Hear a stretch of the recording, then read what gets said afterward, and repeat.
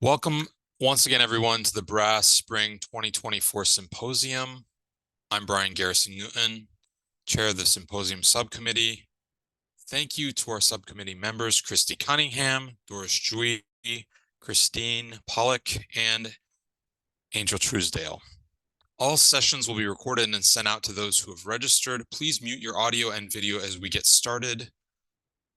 Thank you for spending time with Brass and our presenters today. Now I would like to turn it over to my colleague, Christy Cunningham, to get us started. Welcome to the final presentation of the day. I'm honored to get to announce that Benjamin Hall from the University of Southern California and Jimmy McKee of Carnegie Mellon University will be doing our final AI presentation of the day, entitled AI Literacy, a Primer for Curricular Planning. Take it away, Benjamin and Jimmy. Awesome. I'm just going to share my screen. All right, great. Well, we want to start really by acknowledging the collective wisdom here in this room, so to speak. While we certainly aren't the foremost experts on this topic, given the current Industry 4.0 climate, we thought it would be timely to raise awareness about this important topic, AI and algorithmic literacy and its applications. Personally, I'm part of a small task force in the library at USC focused on building a micro-learning opportunity for our community around AI in terms of showcasing the opportunities and challenges of large language models. I'm also part of a small group of faculty in the USC Marshall School of Business that's working on a white paper around leveraging AI in the classroom. Earlier this year, Jimmy and I wrote an article about ChatGPT uses, which of course is now somewhat out of date, given the current pace of really exponential change in the field of generative AI. So the spirit of our presentation, which you'll see, is that it's really our position that we have a responsibility as educators to engage with AI and to embrace the ambiguity surrounding its potential uses and, of course, its misuses. All right. So for the next 45 minutes, we're going to provide working definitions for algorithms, artificial intelligence, machine learning, and algorithmic literacy with examples. We're going to enumerate some pedagogical approaches to algorithmic literacy and AI literacy instruction as informed by the literature and personal experiences. And then finally, we really just want to crowdsource examples of personal, professional development around AI and algorithms. So we have questions for you all. So how are you keeping abreast of changes in the field of AI? Who are you following? What are you reading? If you ever thought to yourself, hey, I wish I could share this article or podcast, book, documentary, we really want to capture these examples, and we kind of have some plans to share some of that out later. So there'll be opportunities to share anonymously, to chat, however. So I think really our hope today is that if you are engaging with these topics on your campus or in the classroom, that you can leave here with some resources and ideas for AI and algorithmic literacy instruction. All right. So what is an algorithm? We really wanted to start here because many authors do acknowledge the sort of the linguistic confusion over so many of these terms. An algorithm is a set of logical rules used to organize and act on a body of data to solve a problem or accomplish a goal that's usually carried out by a machine. So, an example here, organizing search results by relevance. Another way to describe an algorithm, which is kind of bandied about a lot, is as a recipe. So, or a step-by-step guide that really prescribes how to reach a goal given a set of parameters. These if-then logic rules provide powerful sets of instructions that form the backbone of modern technologies and govern everything from web searches to social media to artificial intelligence. So, for example, if you drove to work today, you might have relied on Google Maps sorting algorithms to show you the fastest route. If you live more than one stop sign from your work, your timing while driving probably required some coordination of either a quick sort or bubble sort algorithm to synchronize the traffic lights and analyze traffic patterns in order to optimize traffic flows to get you and everyone else to the intended destination. So if you logged into a news app to read the latest news, if you scrolled Spotify's recommended radio stations, if you checked your credit score, if you searched Google, obviously, if you scrolled Instagram, if you sent a Venmo payment, used the speech-to-text feature, experienced a check engine light warning while driving, or if you relied on an activity tracker like Garmin or Whoop to tell you what you should do for exercise today, then you encountered one or more algorithms working in the background. So what is artificial intelligence and how does it differ from algorithms? AI encompasses activities devoted to making machines intelligent, where intelligence is that quality that enables an entity to function appropriately with foresight in its environment. So nested within the field of artificial intelligence are these sort of sub-disciplines referred to as machine learning and deep learning, which often involve groups of algorithms modeling decision-making processes akin to the human brain. So here are some quick examples of artificial intelligence. Amazon, of course, being one of the most famous examples, since they've really exploited many facets of artificial intelligence to effectively dominate the e-commerce space. According to a 2024 survey by Deloitte, 79% of respondents who are leaders in the AI industry expect generative AI to transform their organizations by 2027.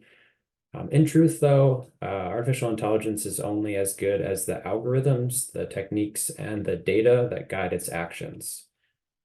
So in the current peak of inflated expectations, it's important to note that there's still significant uncertainty about these technologies and how they will evolve. This is just a short list of leading AI startups from the most recent Forbes AI 50 list. All right, so I think this image is really helpful for clarifying terms. While algorithms process a stable and defined set of instructions, algorithms that are based on machine learning rewrite themselves as they work. So this is really the important distinction. We should think of the relationship between algorithms and AI as the relationship between cars and flying cars. So the key difference is that an algorithm defines the process through which a decision is made, and AI uses training data or pre-training data to make these decisions.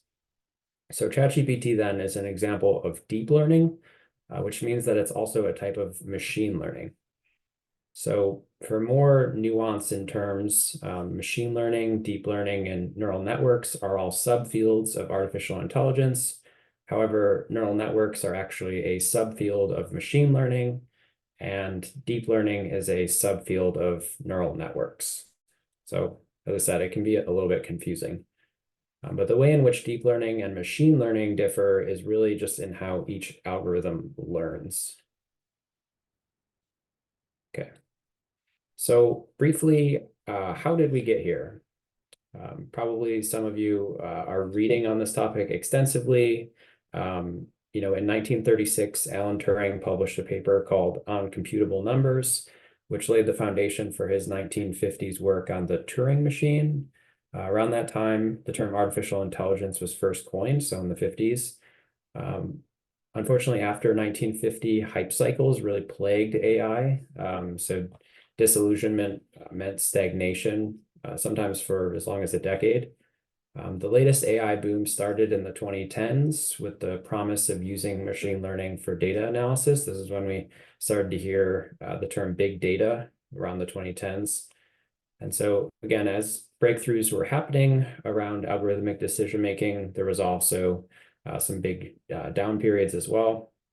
So as Ethan Mollick notes in his book, Co-Intelligence, the term artificial intelligence was really a poor label for anything that was happening until roughly 2017.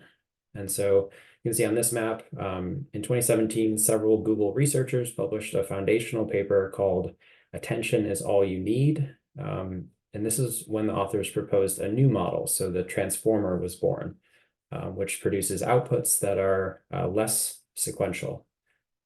So it made the transformer model different from traditional neural networks, which relied on information flowing in one direction, was that the new model relied on something called self-attention, which works by computing a set of weights for each input token. Basically, generative AI assigns greater weights to the most significant parts of the input and less importance to the less relevant parts. So after pre-training on almost 200 billion words and sequences, we got ChatGPT 3. The GPT, probably a lot of us already know by now, stands for Generative Pre-trained Transformer. This transformer is able to predict with pretty phenomenal accuracy what the authors refer to as next token probabilities. So this is just my final comment on machine learning. So pre-2017, not all, or nearly all machine learning was supervised. Today, it's a lot different. So deep learning can use labeled data sets, also known as supervised learning, to inform its algorithms, but it doesn't necessarily require a labeled or structured data set. So if you've used generative AI yourself, you know this. Deep learning can automatically determine the set of features which distinguish the data, again, whether it's structured or unstructured. So ChatGPT, being that it's a kind of deep neural network, where the deep learning refers to really just a number of layers or nodes in the network. So creators at OpenAI used a combination of both supervised learning and reinforcement learning to fine-tune the transformer. And this is my last slide on the important distinction between machine learning and deep learning. So where machine learning is typically limited to supervised learning, deep learning enables more unsupervised learning on an exponential scale. So for more on this, I would encourage you all to listen to a 2023 talk from the creators of The Social Dilemma. It's aptly called The AI Dilemma. So most LLMs today, at least the biggest ones, are gaining capabilities at a rate that is yet unclear, especially as synthetic learning now takes hold. Researchers and thought leaders on AI believe that we may never really know what the large language model is doing or really what it's capable of. And at this point, some estimates note that GPT-4 may be working with as many as 2 trillion parameters on which it can learn and improve really on an exponential scale. So given the pace of change, what can we do as educators? I tend to agree with Susan Gardner Archambault, who's at Loyola Marymount University, and she noted in her dissertation that to be information literate now, we all need a new set of information skills, the most pressing of which is learning how information works in the age of algorithms. Obviously, this is one of the most disruptive technologies in history, so it's natural that a growing field of research has emerged. Insert algorithmic literacy. So I have expressed already that algorithms are really the backbone of artificial intelligence. So algorithmic literacy for all intents and purposes encompasses AI literacy.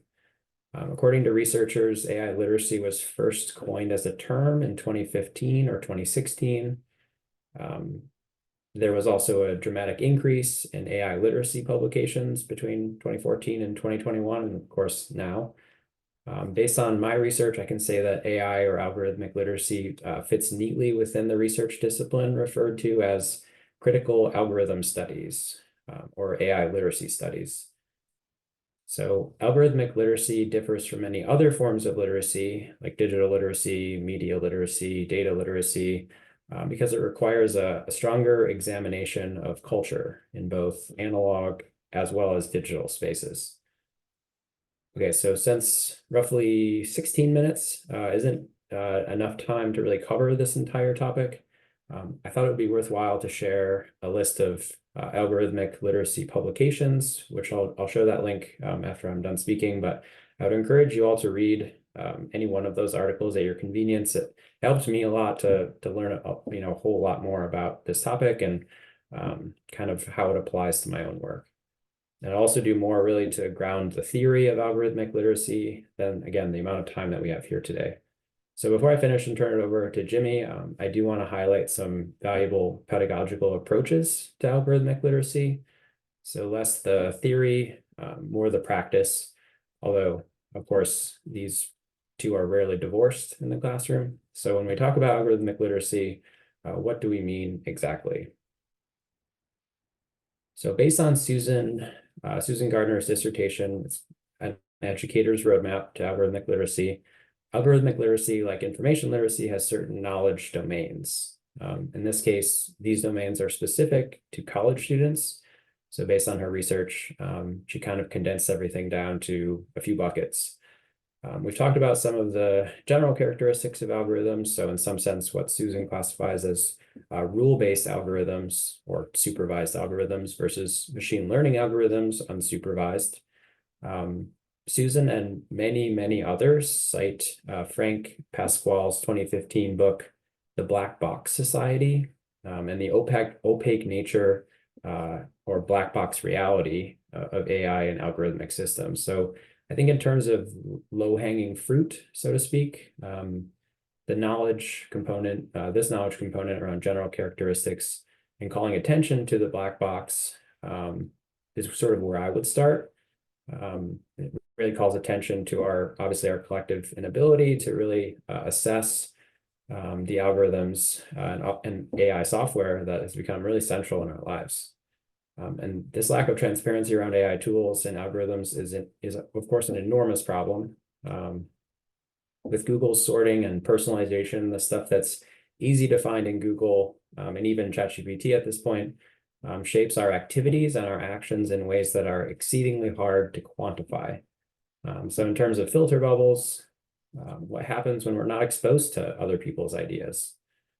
Hyper-personalized experiences, of course, are helpful, but they're also exceedingly hurtful. So how do these tools shape how we understand and move through the world? I mean, what's at stake if we can't meaningfully audit these algorithms, or in the case of ChatGPT, also audit the pre-training data? And of course, a lot of this is being written about right now. So I showed you some of the key domains that employ algorithms. Of course, a few examples, certainly social media. But where else do algorithms intersect with daily life? Credit scores, college admissions, dating apps. I'll share a longer list here in a moment. But finally, ethical considerations. So 81% of participants in Susan's dissertation work discussed biases in algorithms as an important knowledge component. They also elaborated on the incomplete, inaccurate, and misleading nature of algorithms and how they perpetuate existing biases and societal prejudices on a global scale. The transparency of algorithms is limited sometimes even among the developers working on the tools. According to some AI safety experts, we're only just starting to discover what theory of mind ChatGPT even has. So theory of mind is just the ability to model human thought processes. So in 2018, researchers noted that GPT-3 had no theory of mind. By November 2022, the transformer had developed the strategy level of a 9-year-old, but we only discovered this after the fact. So the scale here is really kind of hard to comprehend. Of course, there are many other ethical concerns raised by these very new and ridiculously unregulated technologies. What about the gender and race biases inherent in search results? I think Sophia Noble. How about the proliferation of deepfakes and misinformation? I would argue loss of social connection, loss of culture.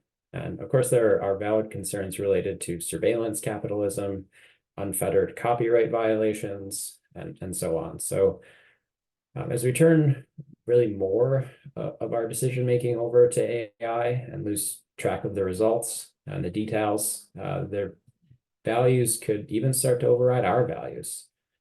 I think some of this is important to note for students. So as Susan notes in her dissertation, public perception is that algorithmic systems can outperform human decision-making due to their perceived neutrality. Of course, AI is not neutral, and this is a reality that many students really haven't grappled with. So as algorithms utilize personal data in ways that limit individual access and control, understanding their underlying information architectures becomes crucial. I would argue that we have a responsibility then, given our role on college campuses, to draw attention to this and to the ethical components of algorithms and AI. All right, so finally, how do we do this? How do we get started in the classroom? 94% of participants in Susan's dissertation work discussed the benefits of tactile, hands-on engagement with algorithms as a teaching strategy. There are some complications, of course, registering with the tool, paying for the tool. Do you use GPT-3? Do you use another tool? In my experience, though, methodologically speaking, tactile engagement and reflection can be transformative. So having students use and explore the tools they're already using can also help to lower their defenses. So here are just a few examples with the time that we have left. All right, so using generative AI to apply concepts to new situations. For me, one of the major strengths of generative AI or Gen AI is its ability to create analogies and examples. So, for students who have some sort of foundational knowledge about a topic, we can use AI to help them test their understanding. So Ethan Mollick has written a lot about this, but you might see articles written about AI and generative AI as helping on sort of a tutoring front. In this example, I would have the students prompt ChatGPT to demonstrate the concept of Six Sigma in 3 different scenes. I'm not going to read the prompt, but since then, AI really has a tendency to make up information at times, especially if you're using what's called single shot prompting as opposed to many shot prompting. This example or the example scenes that it provides are likely to have some inconsistencies. So you could have students rank the scenes from most correct to perhaps most incorrect.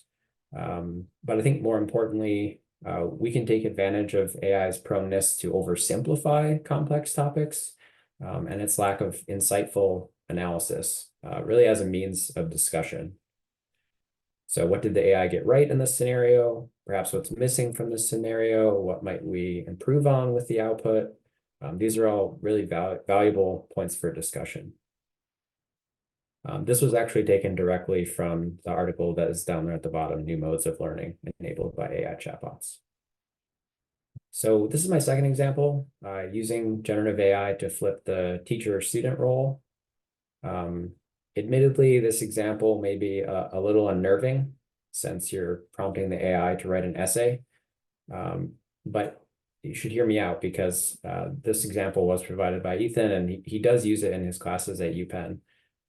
So what he notes in his article is that what you're looking for with a prompt like this and having your students employ it, what you're looking for is process.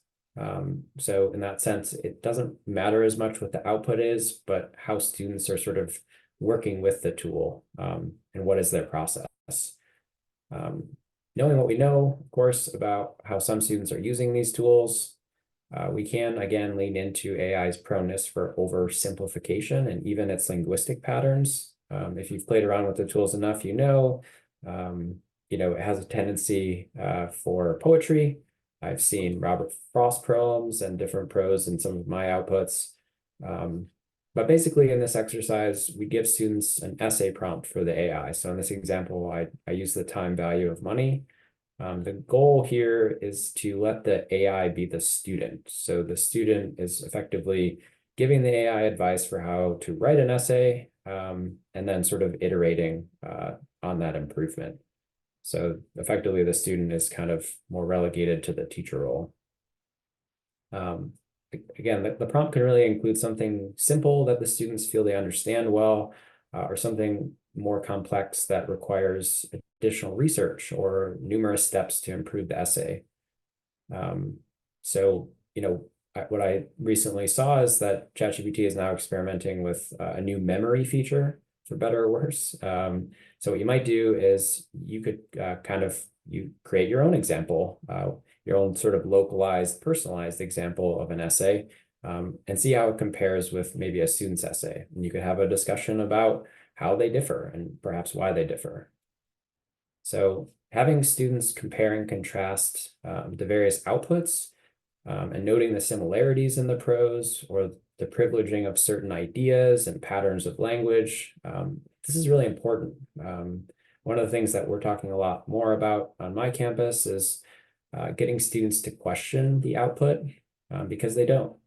So you could take this opportunity to discuss what's different about the outputs again. How is ChatGPT personalizing my essay versus another? And how does the output really expose any, certain biases, things like that. So next I would have the students suggest, as I mentioned, improvements to the essay. So not just taking that first output, but really sort of working with that output. Personally, I would have students revise their prompts and in particular, sort of add their own experience. So after each prompt, I really query the class to learn about their suggestions, talk about the importance really of approaching each output with skepticism, explaining, of course, that the AI rarely has all the facts and certainly may not know how to put them together coherently. So again, I would require that students infuse the essay with their own insights of a topic that they're familiar with, and even perhaps add their own lived experiences to the essay. So given that GPT-4's cutoff data point really seems to be around September or October 2023, it could also be really impactful to pick a current trending topic in order to contextualize the information timeline, for example, or just to have a more meaningful conversation about the pre-training data and its influence over what types of knowledge are valued and which are perhaps more minimized. All right, so important to this example is an opportunity to discuss concepts like agency and identity. For me, the dystopia of algorithms and AI is reflected in what some researchers refer to as dual agency. So algorithms construct meaning and then reference the meaning making involved in their own shaping. This is a little bit like what Amazon does and what they're being slapped on the wrist for. So that's what I'm really fearful of. Of course, now that AI models, again, can be pre-trained on their own synthetic data, with just artificially manufactured information on its own, again, learnings, this is becoming an even bigger problem. So as some researchers have aptly stated, we need to keep the human in the loop. And I think this example can really highlight that ideal.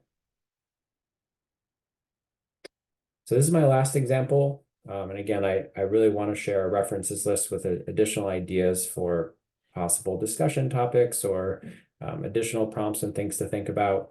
But this one is about using generative AI to create and compare information. So it's fairly similar to the last example, but also a little different. As a business librarian, I often get asked to help students find information that can help them develop a hypothetical market entry strategy. You could use other common examples like SWOT or PESTLE.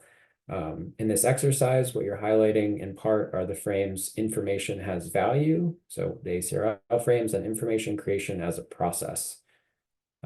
So for this example, we could provide students with a prompt to create a market entry strategy plan for General Mills and go through the steps to arrive at an output.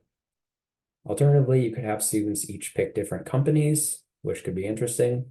But ultimately, you're using these exercises, again, as a fuel for discussion. So how I might use this and how I intend to use it in the upcoming semester is sort of as like a icebreaker. Again, fuel for discussion. And really to get the students so that their heads just aren't face down on their computers, but they're actually listening to what you have to say. So in terms of discussion, I would have students, heavily scrutinize the output. If this exercise is facilitated correctly, students already have deliverables they need to meet for their final product. Again, I mentioned that I often go into classes where this market entry strategy component is the final product. So how does ChatGPT's output measure up to some of those deliverables? It's no surprise to anyone listening here, it just doesn't. In terms of content, there's going to be stuff that needs fact checking. Are we even sure that the company isn't already in this market? And how do we know that? Where might we go to find this information? So after discussion, step 2 could involve building our own market entry strategy plan or SWOT or PESTLE using library resources or electronic databases. So this process would, of course, have highly current, highly relevant information, country reports, and data that would really aid them in producing their final product in a way that, ChatGPT doesn't.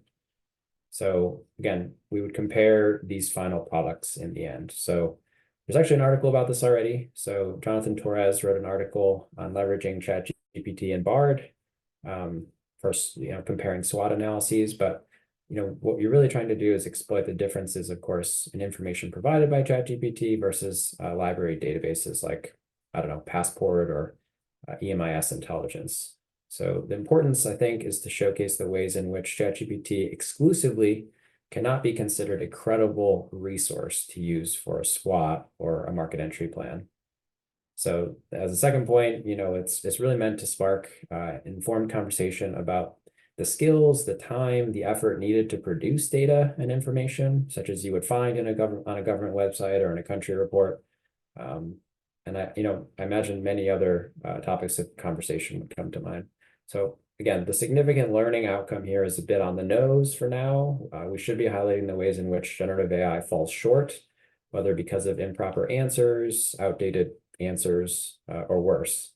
So when it's convenient, we should take opportunities to discuss the ethical concerns raised by algorithmic culture. And these are just a few examples that I tend to want to iterate myself in the classroom. Algorithms make decisions that impact so many areas of our lives, such as calculating credit scores, predicting future crimes, and vetting job applications. So to fail to question and interrogate the rise of algorithmic culture is to run the risk of diminished intellectual growth, where decision-making is based on the lowest common denominator, or as Tristan Harris would say, where the race to the bottom of the brainstem is won. So without algorithmic literacy, many are in danger of forfeiting their agency to these tools. And I think it's important for us to highlight what's at stake. Of course, this can be difficult, especially with the current, hype cycle. But I don't know that there's another educating profession better equipped than us, than information literacy researchers and educators. I'll just wrap up here by highlighting some of the many ethical violations perpetrated by AI. Many of these are well documented. As I noted earlier, ethical considerations are a key knowledge component of algorithmic literacy. Research also indicates that there's a substantial gap between what people believe these AI companies are doing with their data and the current reality. So by highlighting some of these predatory practices, this can lead to more informed discussions about what's really at stake here. As an example, we didn't need the right to be forgotten to be written into law until computers could remember us forever. We're still trying to figure out how to write into law that which the attention economy takes from us, so social media. So crystallizing some of this into learning outcomes, this is my final slide. These goals, I think, connect well to ethical issues of bias, privacy, transparency, agency. They also invite a variety of exercises, such as the 3 that I mentioned, into the learning environment. All right. And I'm going to hand it over to Jimmy. Awesome. Thank you, Ben. I will be sharing my screen in a moment. There are some questions in the chat, which Ben and I will be getting to momentarily. But what I kind of wanted to build upon in the framework pieces, the examples towards the end that were being shared, are also some other real life examples that I'm encountering, both organically, wearing multiple hats. So I'm fortunate that I'm also a part-time student at the business school at CMU. So I'm both working with my sort of librarian facilitator hat with a lot of these students and faculty, but I'm also gaining insights through the sort of internal communications that students have working on assignments. And so we haven't talked too much of explicitly highlighting information literacy in this presentation because we wanted to focus on the AI literacy pieces. But what I want to highlight is that they are strongly related in a way because, we're familiar with the critical assessment pieces with what's your outputs. We are familiar with like trying to assess the credibility of resources. And that is actually I think something that could be leveraged and capitalized in designing experiential sorts of assignments, learning moments for students, and then having them be low stakes sorts of assessments.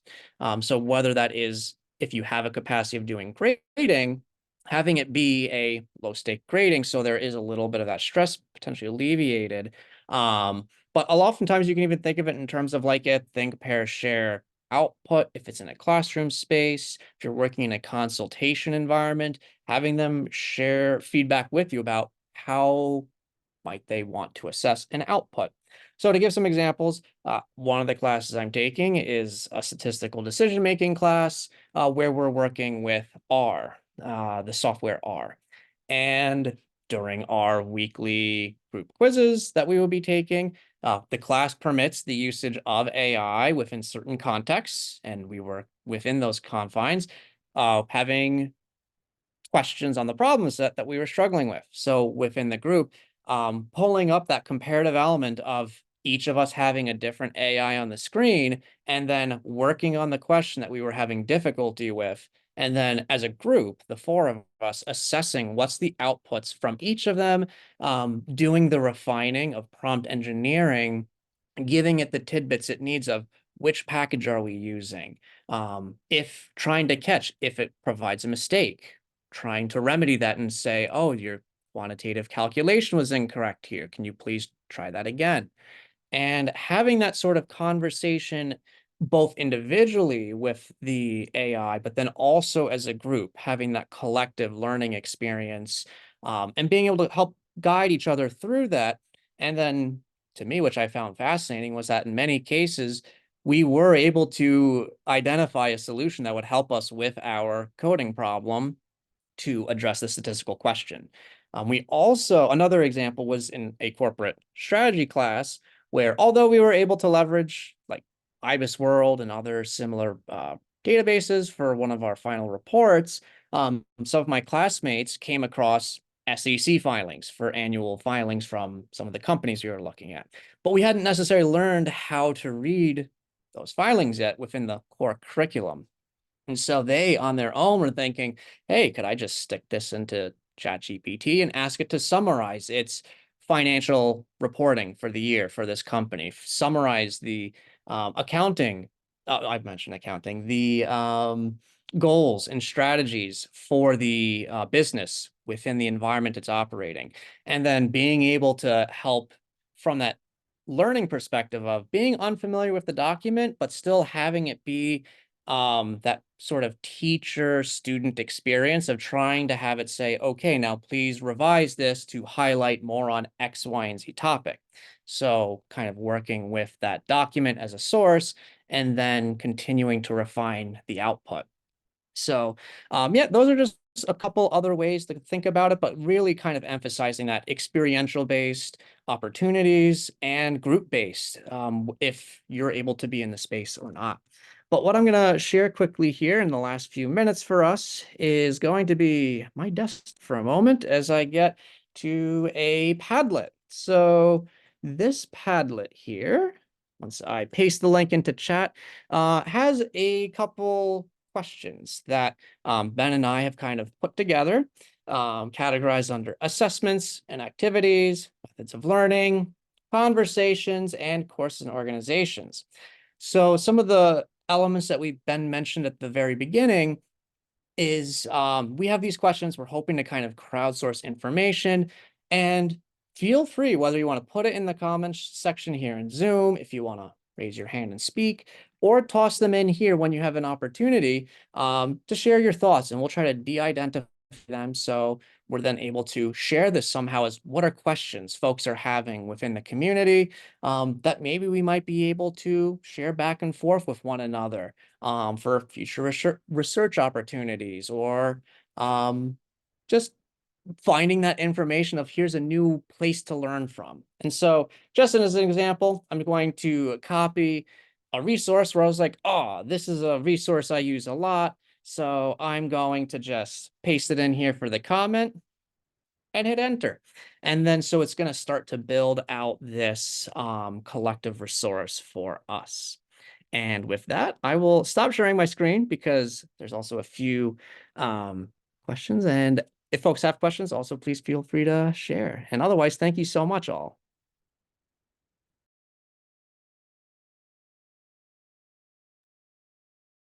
This is the 40-minute warning.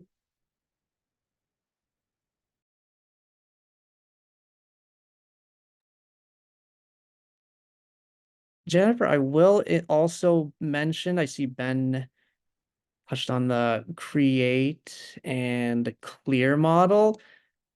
I haven't explicitly in my interactions like gave them that sort of framework. What I've done is tried to take the clear framework and then cater it to what they're trying to do at that moment, to say, okay, or at least I'll open that way. So I will go and say, okay, here's why your prompt might not be working super well when you're trying to generate survey questions for your quantitative survey that you want to distribute to help with assessing customer interest on an entrepreneurial product. And so then kind of having that conversation where I have the framework in the back of my mind and helping walk them through it. And then at the end, I will then, at least from my sort of consultations, I'll then say, so what we just did was this framework here. And so that they can then reference that back at a future point in time. But I haven't tried using the create one, so I might try also doing that and see if people are more receptive to one or the other.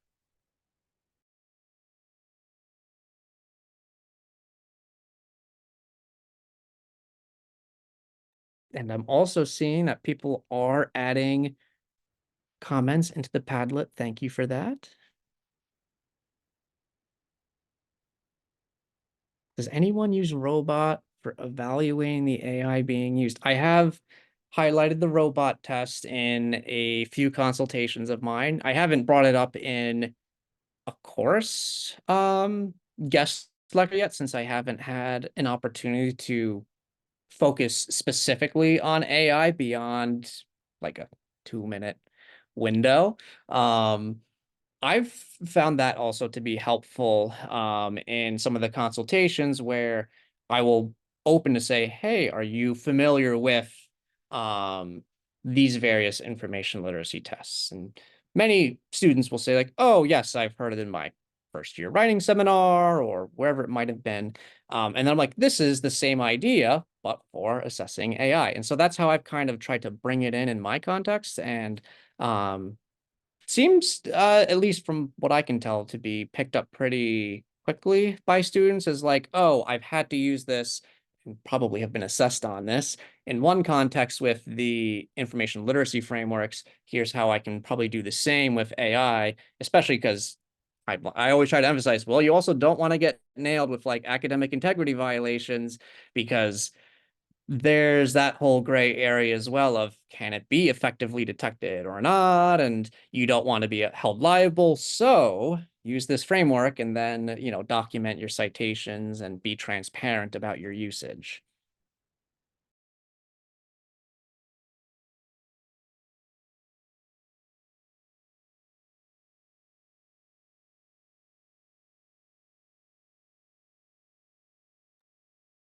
So it looks like we have some answers to our inquiry about conversations that you're hearing at your organization or in various circles. It looks like we have about 2 minutes left, but just highlighting, or I guess observing, a couple of the things I think we thought we'd see. There's definitely a heavy emphasis right now on guidelines and trying to figure out what's acceptable use, what's not.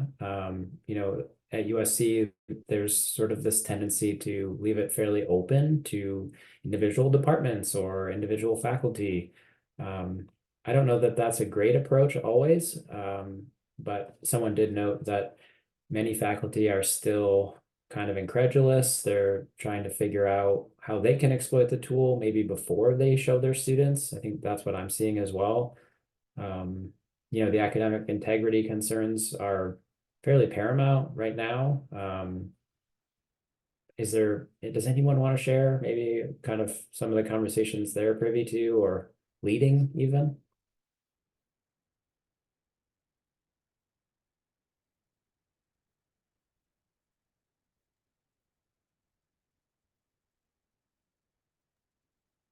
I have found that when I'm in class and I say, how many of you have tried AI on these tools? And I already talked to the faculty member and they say, oh, I'm letting them do whatever they want. And I say, you don't have a policy for the class? And they say, no. And when I say, how many of you using it? And like 90% of the hands go up, you could see the terror on the faculty's face, realizing they need to be aware of everything. I think mean, they're I think just it's waiting for it to fizzle out, maybe? I don't know. Some people are still calling it a fad. sure. I did mention those sort of hype cycles. Looks like we're almost out of time. I personally don't think it's a fad. I think it'll be curious to see how the price of it changes. You know, obviously right now GPT-4 is $20. I think some of the other tools you can pay a little more to get a little more features, but I expect that will change very soon. But I think it's a unique opportunity. So the reason why, again, we wanted to kind of raise this topic, raise awareness about algorithmic literacy, because it's very much an opportunity right now. So anyway, thank you for listening. Okay, any last questions? Since we're kind of out of time. I know I need to step up my game on this because I haven't had a lot of time to delve into it, but probably need to change a few lessons before fall. Thank you both, Jimmy and Benjamin, for the presentation you gave us and gave us a lot of food for thought. Thank you all for spending your day with us, and I'm going to turn it over to Brian for some final comments. Yes, thank you, Benjamin, Jimmy, and of course, Christy. And please join us tomorrow at 1 p.m. Eastern, 11 a.m. Pacific for our second day of sessions. Same format as today. And I hope you all have a great afternoon. Doris, do you want to share the survey once again? Absolutely. It's already in the chat. Great, thank you. See you all tomorrow, everyone.